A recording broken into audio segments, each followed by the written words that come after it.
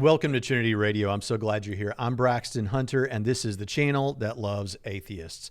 But today we're going to be doing something a little bit different from what we typically do. Today I want to talk a little bit about a figure named Jordan Peterson, who many of you are probably familiar with, and what he thinks about God's existence. Jordan Peterson's just making his way back to the public eye after a long period of being away because of severe health issues in his family, not just himself, but also his wife, who was seriously struggling. And as he's coming back into the public eye, it might be important to consider him again and what his thoughts are. I recently read his book, 12 Rules for Life, and more or less can recommend it to you. I've watched most of his series on the psychological value of the Bible and have ingested many of his interviews. Most Christians don't know quite what to make out of Jordan Peterson because he seems friendly to Christianity, friendly to the church, much like Benjamin Franklin was in his day, but he hesitates on important moments and important issues. Principally, he has often said he doesn't like the question of whether he believes in God. This has frustrated many listeners. And in this video, we're going to take a look at some of his comments about belief in God and analyze the problematic perspectives that I think he holds that get echoed in even the church among Christians, and maybe that Christians were saying before Jordan Peterson ever came along. We'll also see one of the benefits that I think Jordan Peterson offers in this discussion on God's existence. So with that, let's go ahead and jump into this conversation. He's having someone's interviewing him here on this question of, do you believe in God? You live as if there is a God. Is that correct? Well, people ask me if I believe in God. You know, I'm going to release a podcast about that because I answered that question for about 2 hours in Australia because people kept asking me that question, which I really don't like. I don't like that question. And so I sat and thought about it for a good while, and I tried to figure out why. And then I thought, well, you believe. I thought, who would have the audacity to claim that they believed in God? Okay, so first of all, I want to say that I love the seriousness with which he takes this question, which is something that is so missing in worldview discussions with many people who are not obviously a Christian, don't obviously believe in God, at least we can say that about him, and yet he takes this question deeply seriously. It is incredibly informative about him and about clear thinkers that this is not a small issue. Even if you don't think that God exists, it's not a small issue. If for no other reason, the impact that it has had in the history of the world and on literature and on philosophy and even on science. Yes, this is such an important issue. And given the social situation of the global community today, that it is still the case, and it has always been the case, that the vast majority of people on this planet believe in some God or gods, how can it not be important? How can it not be a serious issue, even if you're not a believer? I think that's important. Now, sometimes atheists have said, so he says, who would have the audacity to claim that they believe in God?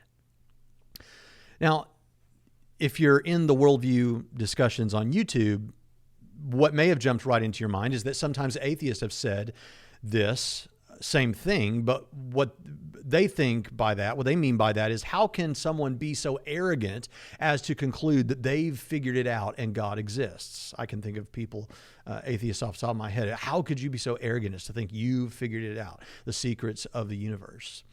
But that's not the way Jordan Peterson means this. When he says, who would have the audacity to claim that they believe in God? That's not what he means.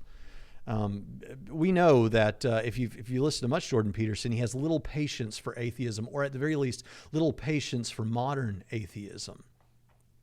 This is from an interview, a discussion, a Q&A time. One of the students at a university asked him a question about Sam Harris, and the student said, when you and, say, Sam Harris argue about religion, you're arguing about fundamentally different things. It sounds like his conception of what is religious is very different from yours. And Peterson says, yeah, well, He tends to think of religious thought the same way that a smart 13-year-old atheist thinks about a fundamentalist Christian. It's like, yeah, okay, that's just, you just not getting to the heart of the matter, you know? And I just finished reading all of Sam's books in the last couple of weeks. And as far as I'm concerned, he doesn't ever get to the bottom of the issue. He doesn't address the fundamental thinkers. There are some profound thinkers, Dostoevsky, Tolstoy, Nietzsche, Jung, like they're completely absent from. And the same with Dawkins. It's completely absent. All that conceptualization is completely absent from their corpus of works, end quote. He's absolutely right. We've been saying this on this show for years. It's like many of the modern atheist voices that are out there don't engage like the atheists of the past. Some of those people were not atheists, but don't engage like the serious thinkers and critics of Christianity in the past. It's like a 13-year-old boy raging against the most fundamentalist understanding of Christianity. Jordan Peterson isn't talking about the audacity of thinking you have good reasons to conclude that there is a God in terms of like mental acceptance. He clarifies what he means. So let's go ahead and hear him clarify what he means exactly when he says the audacity of someone. If they examined the way they lived, who would dare say that? To believe, you think, to believe in a Christian sense, to actually, this is why Nietzsche said there was only ever one Christian, and that was Christ. To have the audacity to claim that means that you live it out fully. Okay, I didn't actually want to get to that line just yet, but yeah, so he explains what he means with precision. He means if they examine the way they live. How do they have the audacity to say they believe in God when they look at the way that they live? Now, there is some truth in this. The notion here is that if you believe to find out what someone really believes, look at the way they live, because you tend to live out whatever it is that you actually believe despite what you say. Now, I think that he puts this far too flatly, but let's first look at the value of that truth. When you're doing worldview analysis to try and figure out which things that should be ditched from your worldview, things that are problematic in someone else's worldview, livability is one of those principles of worldview analysis. And what you're saying there is, if you can't or don't, in some sense, live out what you say you believe, then there is good reason to question whether you really believe those things. And conversely, if you seem to be living as though you believe some other thing, then there's good reason to believe that you actually believe that other thing. And so when we think about modern atheism, for example, most naturalistic atheists recognize that if atheism is true, they probably have to be committed determinists and that there's no free will. Do they live as though determinism is true? They can't. It's not even a question of whether they want to. They can't. And if you say, well, I function the way I do because I have no choice, how does one even live as though you don't have free will? Well, this is precisely the point. It's not livable. You can't live as though your life is determined, which doesn't mean it's false, but it counts strongly against it. And the fact that you do treat your life and function in your life as though you have free will does strongly indicate that you really do believe in free will despite what you may say. And you may not even quite be aware of that. Or morality. Many atheists today will say that there is no ultimate morality. They hate that word ultimate, many of them. They can't stand that word ultimate. It bothers them because it hints at, I think one of the things is, so what they'll say is, no, we do the best that we can. We pick a thing like human flourishing, and then we try the best we can to build morals around that, and everyone will more or less agree with that, and that's how it works. But there's no ultimate morality. Okay, but you don't live as though there's no ultimate morality. We can think up thought experiments where you would sound like a monster if you didn't adhere to a particular moral thing that you do, in fact, adhere to. But you act as though morality is objective and ultimate. You act as though there's free will. And that kind of does hint at something that you really do actually believe. So what you live out, how you act, it's true, that does tend to indicate to some degree what you believe. Now, I'll tell you what I used to say because of this principle. What I used to say when I was preaching, and I might be preaching on heaven, and I would say, look, we're going to be future citizens of heaven, right? If this is true, right? Yeah. Okay. Well, and then I'd say this, and it kind of sounds like a Dr. Seuss sort of a thing, but I'd say, look, I believe that you believe in heaven, but I'm not sure you really believe. I believe that you believe in heaven, but I'm not sure you really believe. Because if you really believed in God and Christianity and heaven and hell and all those kind of things, then wouldn't you even now be living like a future citizen of heaven? Would you ever really sin? Because if you really believe that this world is fleeting and the world to come is what it's all about in that sense, in the eternal sense, obviously what happens here matters because of the eternal consequences of it. But wouldn't you be living all the time like a future citizen of heaven? So I believe you believe, but do you really believe? I used to say that. Now, how does this apply to belief in God? Is Jordan right about that? Was I right when I said those things about heaven? That a true believer would approximate a close to perfect follower of Christ or something like that, if they really just would believe that it's true, if they really believe that it's true. Well, that brings us to the second point, and this is where it really gets interesting, so don't tune me out just yet. I want you to notice, I may skip back just a little bit because I want you to hear the quote that he says here. I don't want you to miss this, what he says it means to believe in something. Christian sense, to actually believe in God. If they examined the way they lived, who would dare say that? To believe, you think, to believe in a Christian sense, to actually, this is why Nietzsche said there was only ever one Christian, and that was Christ. To have the audacity to claim that means that you live it out fully. And that's an unbearable task in some sense. To be able to accept the structure of existence, the suffering that goes along with it, and the disappointment and the betrayal, and to nonetheless act properly, right? To aim at the good with all your heart, right? To dispense with the malevolence and your desire for destruction and revenge and all of that, and to face things courageously and to tell the truth, to speak the truth and to act it out. That's what it means to believe. That's what it means. It doesn't mean to state it. It means to act it out. Okay, so there it is. This is what he thinks it means to believe something. It doesn't just mean that you state it. It means that you act it out. We could also include there, if it definitely means to act it out, fully, as he says, which is why it's such a big thing to him to say that you believe in God, because if you really believe in God, you will fully act it out, right? That's what he's saying. So he says it's not just stating it, it's acting it out. Well, it's not just those two things either. It's not just stating it, and it's not just accepting that it's true in terms of mental assent. It's that if you accept that it's true in mental assent, according to Jordan Peterson, you will act it out fully. Now, I'm not saying there's no truth in the concepts behind that, but is that exactly true? Well, I've stopped using the heaven thing that I said I used before, because it dawned on me that it's a bad parallel. And I think this is important because I think some Christians do this. I think they recognize this profound thought and get halfway to the truth, but they don't go all the way. So let's think about this idea. Is it true that if you believe something, that's what you're going to act on? Yes, it is. But it gets very complicated how that plays out.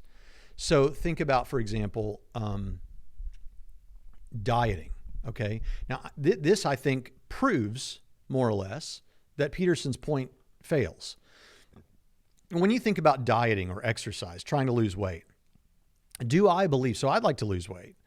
Do I believe that do I conceptually believe it's true as a fact about reality, that if I would diet and exercise, that I would lose weight? Do I believe that's true? Do I believe that I would be healthier? That I would be more attractive to my wife? Do I believe all these things that I'd be better in some sense? Do I believe that those things are true? To put it very basic, do I believe that diet and exercise causes people to get in shape? Yes, it burns calories. It builds muscle. Eating right, limiting calories. I understand how all that works. It's not that I don't believe that. Obviously, I believe that that's true. Okay. In fact, I've experienced it before. I've done it myself. So I believe that all that's true. So why is it, if I really believe that, according to Peterson, I would be functioning that way? Well, here's the catch, is I do believe that, but there's another belief that gets in the way. It's not that I don't believe that diet and exercise will do those things. Of course I believe that. But it's that when I'm presented with a cupcake, in that moment, I still believe that that will do those things. But I also believe that eating this cupcake right now is going to make me happier right now. It's going to be the thing that will make me happiest right now. So I eat the cupcake. You see, if you take it to sin, for example, it's not that I don't believe that that Christianity is true, that God exists and all that. Yes, I believe that's true. And so I believe that ultimately all of that is the way it is. But in the moment of a particular sin, I believe that what would make me happiest right now in this moment is doing this sin, whatever this sin is. Now, does that mean that I doubted? I doubted, but I didn't doubt the truth of Christianity. I doubted that it was best right now. Okay. So believing in something does not, so you can see now, believing in diet and exercise is obviously something that you can believe in as mental assent, but it doesn't mean that that means you're always going to do the right thing for your physical body. This is just obviously true. And so I think this is really important. There seems to be a difference here in two types of belief. Now, Peterson actually says he's talking about in the Christian sense. So this is where he's not the expert. I'm more of an expert on this than he is. Is he right that that's the Christian sense of belief? Well, I don't think so. I think the Bible talks about, particularly the New Testament talks about, two types of belief. And the way I say it is there's belief in versus belief on. Belief in has to do with mental assent, accepting that a proposition is true. Okay, that's belief in. And then there's belief on. Belief on is when you're submitting yourself to that, committing to that, and trying your best to commit to it. So that's belief in. Believing in Jesus would mean you believe that Jesus is God incarnate and the death, burial, and resurrection happened, all those things. You believe that those things are true. But believing on means you're committing to it. Okay? Now, does the Bible speak that way? Does the Bible warrant? Because he says he's giving us the Christian understanding of belief. Is the Bible way of belief more like Peterson's view that if you believe it in terms of mental assent, that means you will do it in the fullest sense of the term? Or does the Bible give you two senses of belief? I think it does. In James chapter 2, verse 19, famously, James says, you believe that God is one? You do well. The demons also believe and shudder. So what is James saying? He's saying, okay, there's belief. You recognize the proposition is true that God is one. So what? The demons know that, and they're terrified, right? They shudder. So clearly, believing Christianity is true and that God exists, obviously, in terms of accepting a proposition is something that even the demons do. But then in terms of believing on, in Romans chapter 10, verses 11, it says, for the scripture says, whosoever believes on him shall not be ashamed. And in Acts chapter 16, verse 31, it says, and they said, believe on the Lord Jesus Christ, and you shall be saved, and your house. So the Bible gives us this dichotomy. There's believing in terms of accepting that something is true, and then there's believing on in terms of committing to it in some sense. So that is not, so what Peterson is giving us is not exactly the Christian perspective. So believing is not the same, believing in is not the same thing as believing on. Now, actually believing in is actually not that hard. I mean, I don't mean that to sound rude to the atheists in the crowd, but okay, let me put it this way. For the vast majority of people who have ever lived on planet Earth, all except for a small fraction of the history of mankind, most of whom in that fraction are living today, it has been obvious that there is a God. It has not even been a question. It has been not up for debate. It's just been accepted that that's the way it is. In fact, that's why Paul says in Romans chapter 1 and verse 20, the invisible things of God's eternal power and divine nature are clearly seen through that what has been made, so that they are without excuse. And he wasn't even talking about atheists there. He was talking about idolaters. It's so obvious that there is one maker God who made everything that you've got no excuse if you're not believing in that one maker God, but are instead worshiping idols. Or to put it in today's context, you're an atheist. You don't have an excuse for that because it's obvious. Now, in what sense is it obvious? Well, in the immediate sense of your first person experience in the world, you look at your hands and you say, oh my God, this is the look at the trees thing, right? That Christians get made fun of for. We have a t-shirt that we sell, Look at the Trees, because I actually think that's a great place to start looking at the design of the universe. But this is the first person experience. You look at your hands and you say, gosh, these hands are clearly made to grip things. I mean, it just seems obvious that someone intended that there was a design in that. My mouth is clearly made to eat and to talk and to breathe. And I'm a satisfied customer when it comes to eating and talking. Those are two of my favorite things. And thirdly, I like breathing too. I mean, you look at your hands, your legs, every part of your body, there's a purpose, there's a design to it. At least it seems intuitive. Even Sean Carroll, and I have him in a video, Sean Carroll, the famous physicist, he even says it seems undeniable that there is design of this sort. And not just in ourselves, but in the universe, everything around us. It seems just a little too perfect. And for you atheists out there, I want you to really consider that. Just think, I know what you're saying, and I know what you say about the design arguments, and I know that, but honestly, isn't it just a little too perfect? I mean, not that there's not problems in the world. That's not what I mean with perfect. It's just a little too right? I mean, come on. So on the we could call that the surface level, right, of your first person experience. It's obvious that there's a God. Well, then you go down to the second level, go down to the academy, the STEM fields. You look at science, you look at realms of human inquiry, and then you study all those, and then you ask yourself, is it still obvious? Well, it gets a little complicated in that we understand now the mechanics of those things. And in understanding the mechanics of those things, we think, well, maybe now that we understand the mechanics of those things, it's not a mystery anymore. And I'm not the first one to say something like that. Would be a little bit like examining an automobile and understanding how it works and then concluding that Henry Ford never existed, right? But I won't say that. I guess I did. But you get into all of that, but then actually, is it still obvious? Yeah, it kind of is still. In fact, it might be more obvious now than it was before. It might be hard to see that because some of the people in that field are not believers.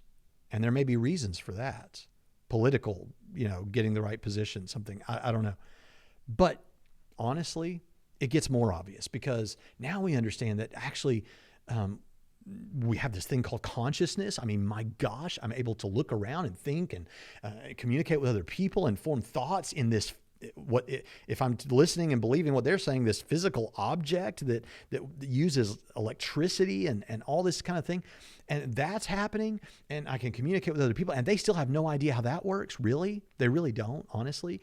And then I think about the genetic code and abiogenesis, and even if you think you can figure out abiogenesis, the fact that we have a language system that has information and an alphabet, and it communicates, and you have the DNA that's replicated by the RNA that creates the protein molecules that do the different jobs, and it's just incredibly complicated. And you look at all of that, not just that it's complicated, but that it seems to mimic what we know happens only from intelligence. And we look at all of this and that we're in the right place at the right time and all these kind of things. And it's like, if it was obvious before on the surface level, how much more obvious could it be? Not to mention the beginning of the universe and all that. Then you move on to the next thing. You think, well, is Christianity true? That wasn't obviously true necessarily. Is it true after observation?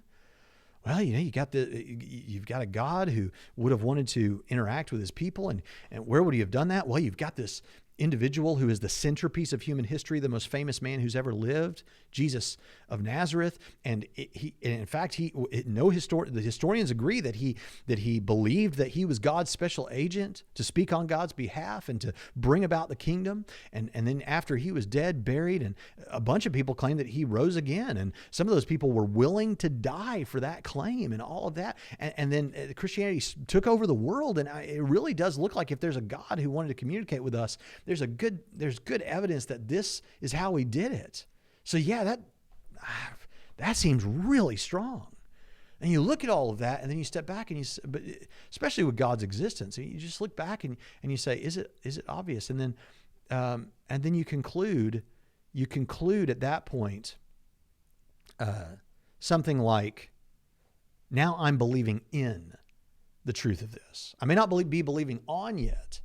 I'm at least believing in the truth, the propositional truth. And even if you don't like the Jesus stuff, at least that God exists. I'm believing in that, like almost everyone else who's ever lived, percentage-wise, right? I'm accepting the proposition that that's true. So that's the easy part. And Jordan Peterson could actually do that if it's true that he does in his head believe that God exists in terms of a proposition. He shouldn't be afraid to just say that. If not, he should say that he doesn't. But he certainly shouldn't have any problem just saying that if it's true that he does actually believe that, because that doesn't commit him to believing on. That's believing in, not believing on. And believing in is easy. That's baseline, man. That's where most people start off. Even the demons believe that, right? The demons believe that God is one. The demons know Christianity is true. That's not a really high bar, right? The demons, this is just demon level stuff. So that's not committing you to ultimate courage and truthfulness and all these things that Peterson thinks will be done fully if you accept the believing in part, the propositional truth. Now, believing in God is easy. It's then the believing hard part that comes, the believing on, which is the hard part. Now, let's listen to what he thinks is going to happen if you get to the point where you actually do believe. He thinks this is what happens when you believe in. I would say this is what can happen if you believe on. Let's keep listening. And unless you act it out, you should be very careful about claiming it. And so I've never been comfortable saying anything other than I try to act as if God exists, because God only knows what you'd be if you truly believed. I mean, if you think about it in some sense, that's the central idea in Christianity, is that if you were capable of believing, it would be a transfiguring event, a truly transfiguring event. And I know people experience that to one degree or another, but we have no idea what the limit. Okay, that is the thing I want you to hear, but we're going to go on and hear the rest of what he has to say. But I wanted you to hear him say that that if you really believed that God exists, that would be a truly transfiguring event. So we're going to get more, but I just really wanted to make a footnote there. I wanted you to hear that. Of that is, and we have no idea what the possibility is within each person if they lived a life that was maximally courageous and maximally truthful. Because maybe you're running at 60% or 70% or 20% and at cross purposes to yourself. God only knows what you'd be if you believed. And so, while I try to act like I believe, but I'd never claim that I manage it, because it's a lot to manage properly. And you have to be careful about claiming to manage things that you can't manage. And so that's part of the answer to that question. It's a great answer as it happens. Okay, so that's the end of the clip. But I really want you to notice this here. So what God only knows, he says, what you'd be if you truly believed. If you were capable of believing, it would be a transfiguring event. Now, what he means by a transfiguring event is that one would be maximally courageous, he says, and maximally truthful if they really believed. And we're talking about believing the proposition that God exists, because that's, of course, the nature of the question. I know I'm repeating myself a lot, but it's important to get these things in their categories. Now, you understand that, and you understand that that is believing in propositional truth. We're talking about believing on is committing to Christianity, committing to God. He speaks about them as though they're the same thing. He speaks about them as though they're one, and he thinks that's the Christian position. But as we've shown from reason with the diet analogy, diet and exercise, and with the Bible, we've shown that, no, believing in is different from believing on. Now, with all of that in mind, again, recognize that Jordan's mistake is in thinking that that's what will follow, to some degree at least, if you believe in. But that's not the case. It is what can happen, we would say, when you believe on. One of the truths that surfaces when you rightly divide believing in and believing on is that if merely believing in guarantees some approximation of maximal courage and truthfulness, then if you're not doing that, you clearly aren't believing in. That's what he's saying. If you're not maximally truthful and courageous, then you're not believing in. But if you rightly divide believing in from believing on, you realize that believing in doesn't necessarily mean you will believe on. And further, believing on isn't a one-time thing. Now, I'm not talking about salvation here. I'm talking about the reality that a person can believe on God and make incredible strides in their life and then get distracted by something temporal in the world. So again, think about your diet. You can be making great strides. You believe that it's true, obviously, that diet and exercise work, but you get distracted by the cupcake. And in that moment, it's not that your beliefs aren't guiding you anymore. It's just now that you believe you'd be happier if you ate that cupcake, right? So there's believing in and believing on. And again, the demons believe in, but it doesn't guarantee they're going to believe on. Is this sort of thing mirrored in Scripture anywhere else? Well, I think we have a narrative passage that actually reveals this, and it's when Peter walks on the waves. In Matthew 14:28, it says, Peter said to him, Lord, if it is you, command me to come to you on the water. And he said, come. And Peter got out of the boat and walked on the water and came toward Jesus. Okay, at this point, Peter is believing in and he's believing on. He's believing on Jesus. He's committed. Of course, he believes Jesus exists. That doesn't change throughout the story. But he's believing on Jesus at this point. He's stepping out on the waves. He's believing on Jesus. He's committed to Jesus. But seeing the wind, he became frightened, and beginning to sink, he cried out, Lord, save me. Immediately Jesus stretched out his hand and took hold of him and said to him, you of little faith, why did you doubt? Now, what did he doubt? Did he doubt that Jesus exists? No. Did he doubt even that Jesus could do miracles? No, he knew that. What happened at this point was he doubted in the sense that he wasn't believing on Jesus anymore. He doubted that following Jesus' ideas is the best thing at this moment. The best thing at this moment is for me to worry about these waves that are terrifying me and figure out what I can do for myself not to die. Fortunately, he did cry out, and Jesus saves him and asks him about his faith. But Peter was believing in and on, then only believing in and not believing on, and then fortunately by the end, believing in and believing on. You see how that works. So when you understand this, you get that anyone can believe in. That's easy. Believing on isn't so easy. And believing on, here's the next thing, believing on, that doesn't even guarantee maximum courage and truthfulness. So Jordan Peterson's a long way from the right answer here, even though I love him, because he thinks just believing in is going to get you all the way to maximal all these wonderful things, Christ-likeness, basically. And so that's why he's afraid to say he believes in, because that would mean he's committed to this then, and he would have an inconsistency in his life.